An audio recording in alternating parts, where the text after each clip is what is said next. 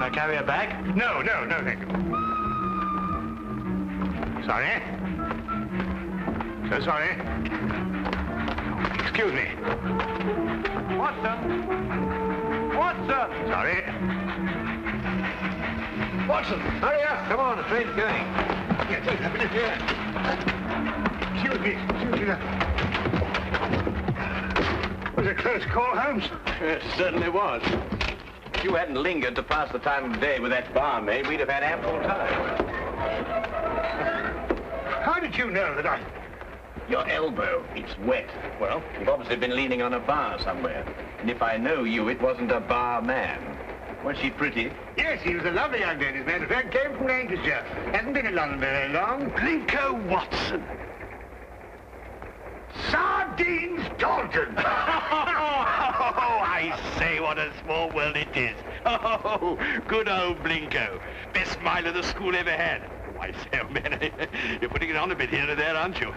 Oh, particularly there. Oh, well, you know. Say, Holmes, do you know sardines? No, how do you do, sardines?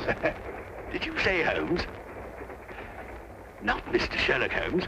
Oh, I see you've been reading about him in the papers, what? Oh, can't read anything else these days except about that last case of yours, Mr. Holmes. Yes, well, that presented a bit of a problem at first, but we managed to nail it before the finishing line, didn't we, Holmes? Oh, we did, Blinko. You know, I wouldn't be at all surprised if you were going fishing. Yes, we're going to Witchenham, no? Why, of course. I'm living at our old family place, Forthingham. That's near Witchenham. Oh, I say. Something wrong, ma'am? No, nothing really. I don't want to bother Mr. Holmes with my troubles. What sort of trouble, Mr. Taunton? Well, yes, it's my mummy. Oh, Lady Taunton. No, my Egyptian mummy. Is your father married again? Oh, no, don't be silly, Blinko. One of those Egyptian fellows who were mummified thousands of years ago. That sort of mummy. Oh, you have that sort of a mummy? Yes. My Uncle Joseph sent it to me from Egypt. He's an archaeologist, you know. Well, it seems an odd thing to have sent you. Last year he sent me a crate of sand. Sand? Yes, from Sahara. The desert, you know. Just sand? Yes, that's all. Just sand. Arrived one morning like the mummy case. Mummy case? Yes, a chap called Amenhotep. No. Amenhotep. Priest of the 14th dynasty or something. Anyway, that's what Professor Van Tolkien said. Professor Von Tolkien? Yes, he's a colleague of my uncle's. Lives quite nearby. He couldn't fathom what was wrong with the mummy either. Precisely what is wrong with your mummy, Mr. Taunton? It laughs. I beg your pardon? It laughs. Laughs? Quite. How does it laugh? Well, now, we go something like this. No, not really like that. It's much eerier than that. More like this. See, when does it laugh? Oh, practically any time. Well, have you seen it laugh? Me? Oh, good heavens, no.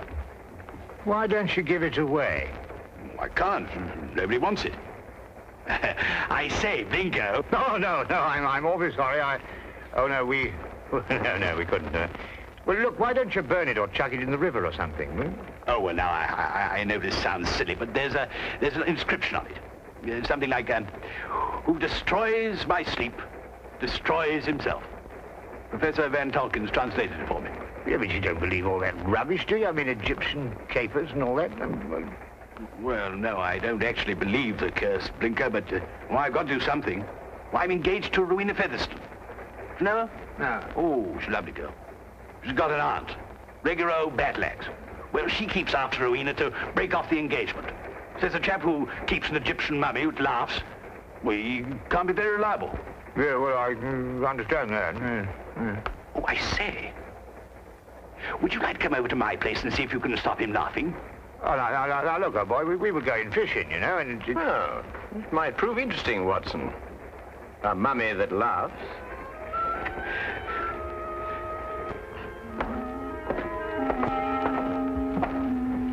This is, Amenhotep. Well, he doesn't look as if he had much to laugh about. You wouldn't think so, would you? You wait till you hear him, Blinko. Frightening, positively frightening. 14th dynasty, I see. Yes, an exceptionally fine sarcophagus. I must say the funerary carvings of the 14th dynasty were the most beautiful ever known. Ah, yes. Amenhotep was a priest-warrior. And here's the curse. Yes.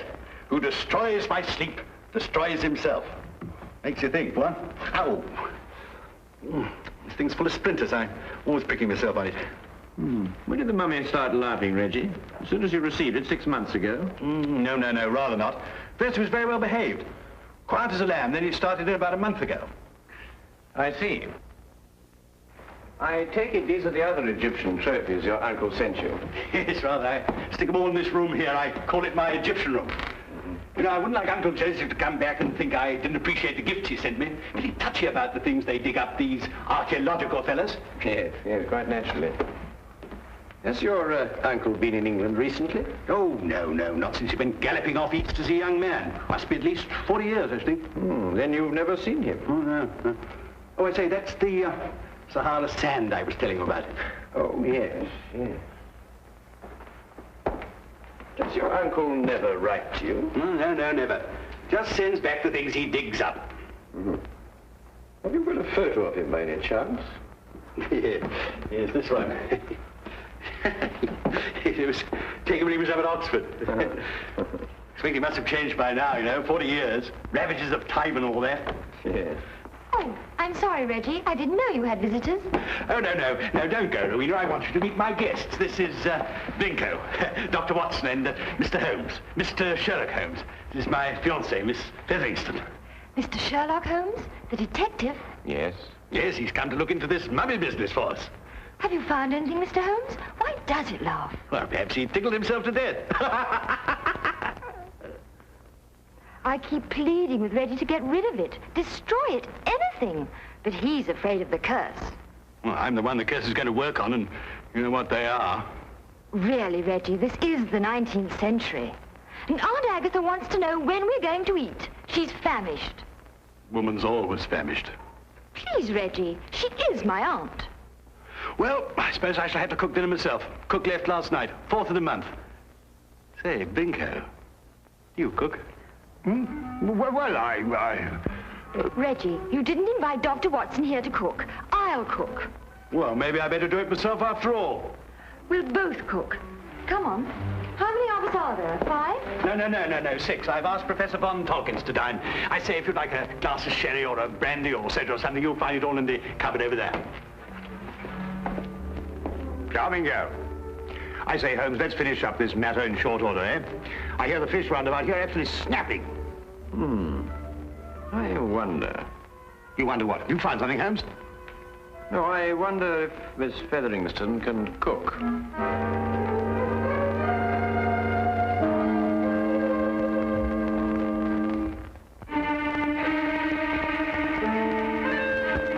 A doctor, young man, you say? A veterinary, no doubt.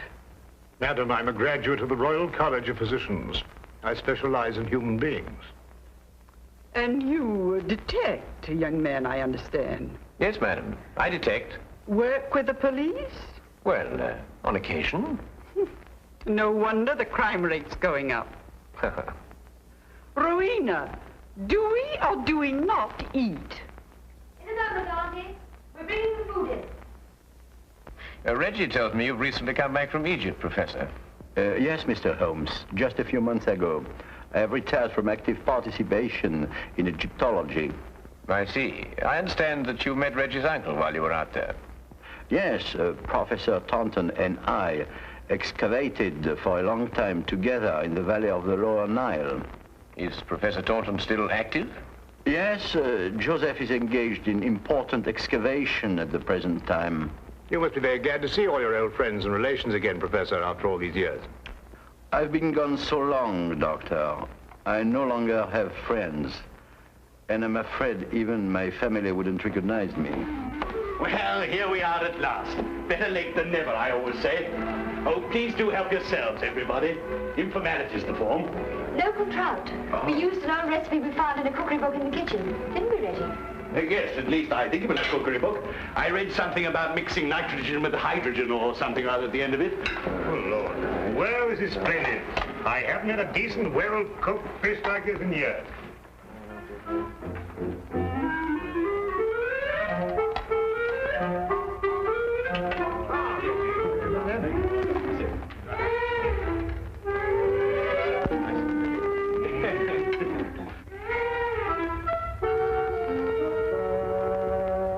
Rubber. Sheer, unchewable rubber. I think it's very edible. What do you think, Holmes? Quite. Who knows? A sauce might have improved it somehow.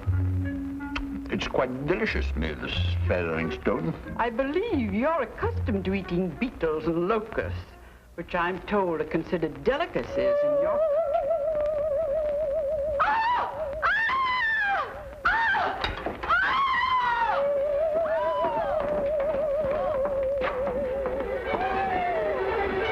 Take the other end, would you? Carefully, please. Carefully.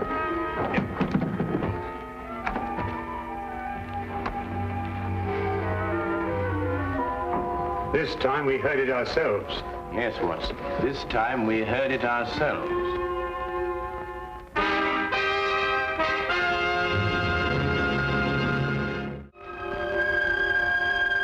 Of all the silly things I've been inveigled into by you, this is the silliest.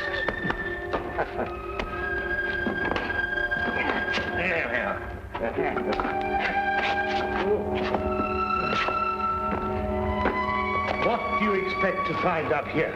Something I discovered earlier this evening, Blinker. Do not address me by that ridiculous name. Ah! All right. All right, old chap. I'm all right now. But if I kill myself, I shall hold you personally responsible. Good. Well, we managed it somehow. So I had my doubts on several occasions. Now, we'll soon know now. Know what? Unless I'm mistaken, this is our laughing mummy. But this is only a weather vane, Holmes. Ah, yes, but one that laughs. Listen.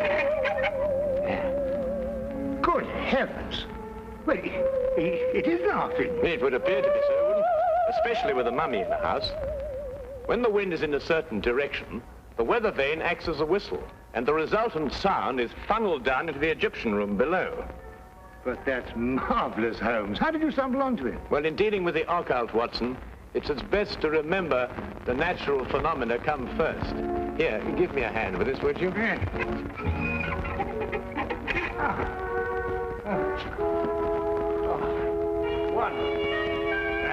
wonderful.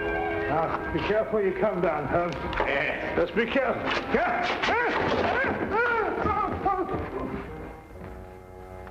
Here, Watson, would you hang on to this, please? Watson, are you taking it? Where have you gone? Watson? Watson? Watson? Do you think they know what they're doing, Reggie, dashing out of the house like this? Maybe not Blinko. Well, Mr. Holmes seems very capable. Oh, yes. He's the reliable type. Doesn't say much, but when he does, it's to the point. Like me. Tell me, Professor, is this the first mummy you've ever heard of that laughs? The very first, Miss Featheringstone, and I'm quite sure that... Dr. Watson, what's happened? I slid off the roof. Landed in the rhododendron. Not my rhododendrons, Blinko. I've entered them in the local flower show. You may now withdraw your entry. Reggie, how long has this weather vane been on the chimney? Oh, about a month. I see. And it was about a month ago that the mummy started laughing. Yes, that's right, Mr. Holmes. It was not stop laughing. It was caused by the wind striking the weather vane, which then blew down the chimney and caused a sound which resembled a laugh. Well. Good heavens above. Mr. Holmes, how terribly clever of you. You found it out all by yourself? I, too, was on the roof, Miss Featheringstone. Oh, I know. I think you're both terribly clever. My compliments, Mr. Holmes. The simplicity of the explanation escaped us all, though I knew, of course, there was an explanation. Well, now we can all go and finish dinner. we've got something else coming, I think. Lamb, isn't it, Rowena? I think so. Meat of some kind. Good. Oh, Reggie, Yes, Mr. Holmes? who stuck this on the chimney? Well, I did. It was lying about the place, so I stuck it up there to keep it out of the way. Oh, I see. Thank you. You know, I believe I'll miss him laughing. Made him human somehow. Almost chummy. Chummy mummy.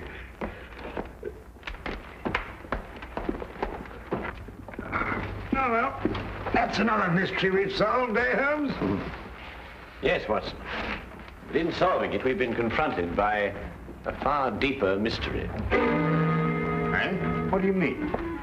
You may observe the sarcophagus is of the 14th dynasty, but the mummy itself is of a much later period.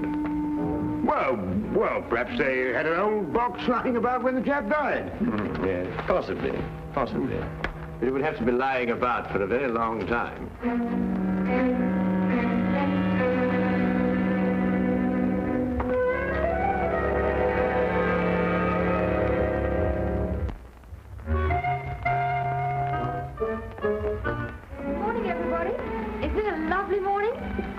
Gorgeous. Good morning, Miss Featherington. Yes, it is indeed a lovely...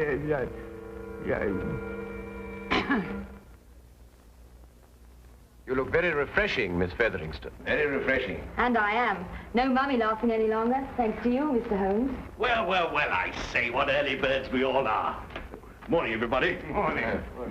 God's in his heaven and all's right with the world and all that sort of thing, you know what? There's no need in invoking the name of the deity. I wasn't. I was quoting a bit of poetry or something. Shakespeare, I think it is. Tennyson, darling. Oh, really? Oh, Actually, Miss Featherington, I think, if I'm not mistaken, it's a quotation from Robert Browning. Ben Ezra. Pippa passes, Watson. Oh, yes, of course, Pippa passes. I knew it was something like that. Good morning. Oh, good morning, Professor. Morning. Have a cup of tea or a baked egg or kipper or something here, boy? No, thank you. I just wanted to return this book. Oh, I say it's awfully decent of you, thank you. Oh, Professor von Torkins. Yes, Mr. Holmes? Reggie has a 14th dynasty vase in the Egyptian room, which rather puzzles me. I wonder if I could impose upon you to clarify a point for me? It would be my pleasure, Mr. Holmes. Should we see it now? If it wouldn't be too much trouble, Professor. Not at all. Thank you.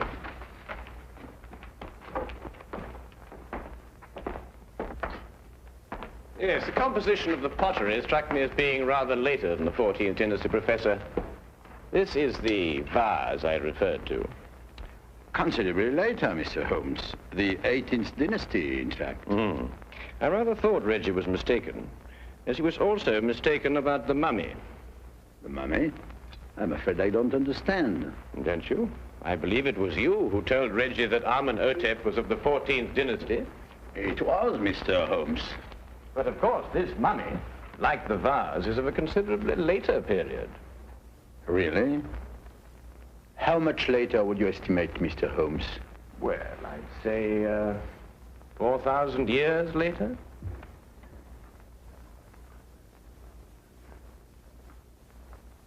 How did you determine that, Mr. Holmes?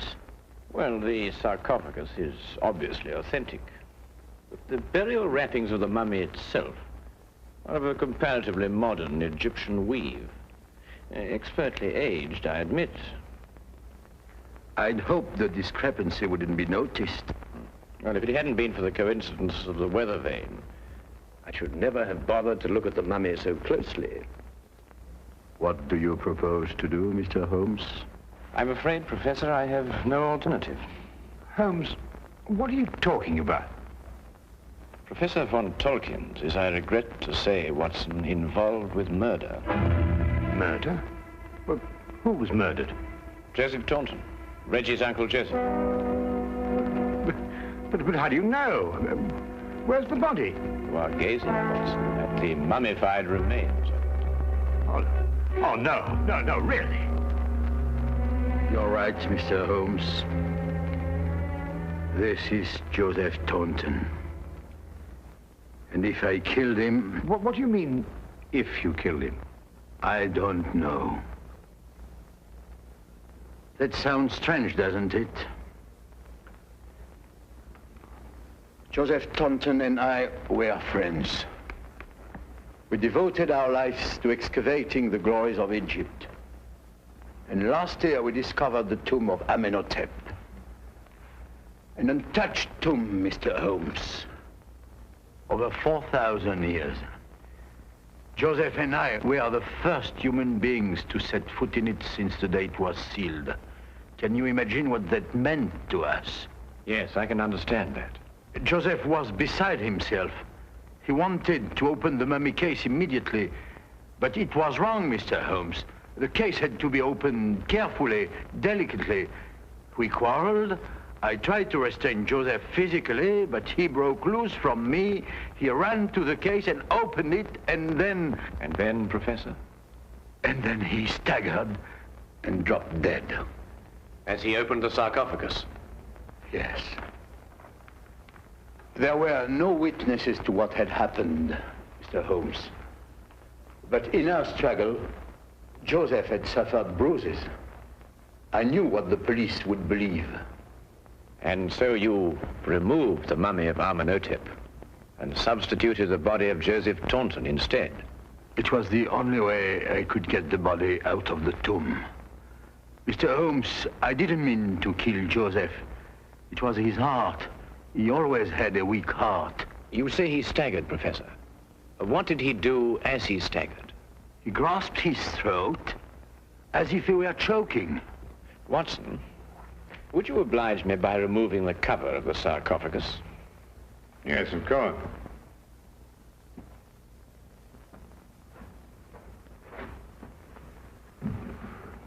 Ouch! That splinter. Yes, Watson, ouch. As Reggie said, and as undoubtedly Uncle Joseph said, too. Professor, would you care to take a closer look at what Reggie called a splinter?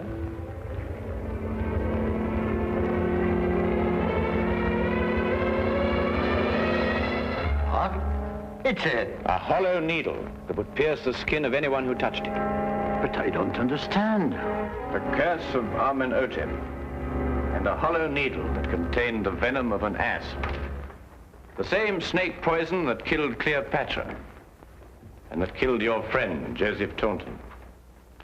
The most marked symptom of asp poisoning is suffocation. The victim instinctively clutches his throat. But then it wasn't our fight. No. And traces of the poison may still be found in the body, even after mummification. I say, Holmes, you don't think there's any of that poison left in the needle, do you? Because, well, if so... The next few minutes will determine that, Watson. What? Well, how's old Amenhotep doing? I bet he's feeling down in the mouth now he's stopped laughing. You'll be glad to learn, Reggie, that the professor has offered to take the mummy off your hands. Oh, I say, that's awfully decent of you, Professor. What you going to do with him? But he's also considered giving it a fitting burial. Oh, of course. Now, why didn't I think of that? Do you realize what this means, Rowena? Now we can be married. That old... I mean, your aunt, well, she won't have a leg to stand on. But, darling, Aunt Agatha really likes you. She just pretends to think you're not very bright. Really? She likes me? I think so. Oh, well then. Let's go and tell her the good news. Thank you, Mr. Holmes. Not at all, Professor. Holmes! Holmes! What? What's the matter? Why? You look ill. It's the poison. I can't get my breath. No. Relax, Watson, relax. If there'd been any poison left in that needle, Reggie would long since have joined his ancestors. Unfortunately, the curse only worked once. Oh. Ridiculous.